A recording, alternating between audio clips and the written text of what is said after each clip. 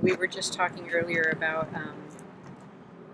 kind of the needs of rural areas or what rural areas are needing to thrive nowadays. And it's pretty, I think everywhere in the world, pretty tough for rural areas. Mm-hmm. And tough for urban areas too, but a lot of cool things going on. So you get urban gardening, urban farming, greening of cities, and so on. And have you heard at all? Is there much about holistic management in cities, or it applying to cities, or is it still pretty much a larger landscape? I think maybe 20 years ago there were some people who took it actively into business. Mm-hmm. I have the feeling that's faded away a little bit. Mm-hmm. And it's really now, I know HMI is really working with land stewards, not attempting to go past people who manage land, because it just seems to, it's so much more radical when you get to land management, to use holistic management. And why is that radical? Just because it seems to fly in the face of conventional wisdom. When you get to managing businesses, there are a lot of theories about how to manage a business, right? And I would say holistic management is an interesting one, but I think when you get to land management, it does have some fairly revolutionary components to it that really make a difference on the land. And then those are those services for urban dwellers as well, right? Like the carbon sequestration and the water quality and recreational.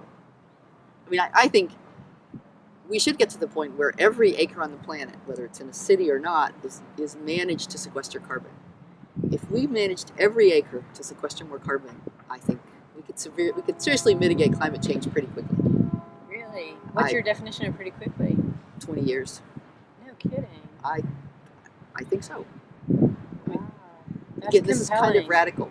But there are people, doing the research and running the numbers. And it's a big if to say some people are saying if we get all the grasslands managed better, we can seriously mitigate climate change. And I would just take it one step further and say that everybody who manages land on the planet should be aware of the carbon cycle and should be managing their land to put as much carbon as they can back there. I mean, this land should be managed that way.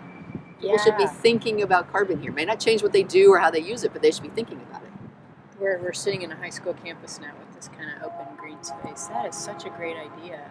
And holistic management can help do that. It can definitely help do that. The 4 ecosystem processes and how to think about that.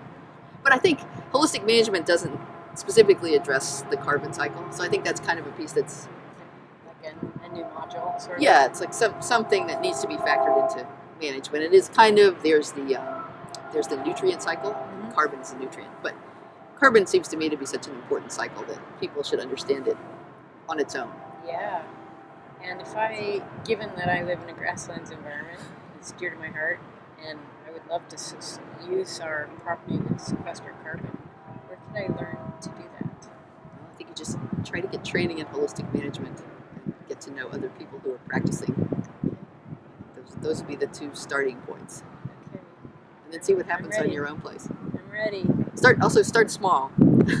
How small? Well, she has how many acres? 7,000 acres of grazing ground. Well, we have a new program here in California called the Rancher to Rancher Project. Uh-huh. The idea being that ranchers will listen to other ranchers better than they will listen to experts come and tell them what to do. Is this a holistic management when you say we? Yes, there's a bunch of holistic management practitioners who are like, why don't people do this? Right? We just do not understand why it's so hard to get people to do this. Yeah. So we actually have a thing where we're trying to get people to take an existing enclosure that they have, put a bunch of cattle in there for an afternoon while they eat a burger and drink beer with their neighbor, and take them out and leave them out for a year and just see what happens. So we're trying to get people to start really small. Yeah, experimenting in a place that's really easy and that's really small. So if you can figure out how to do that, that would also be my advice would be to start, borrow somebody's cattle.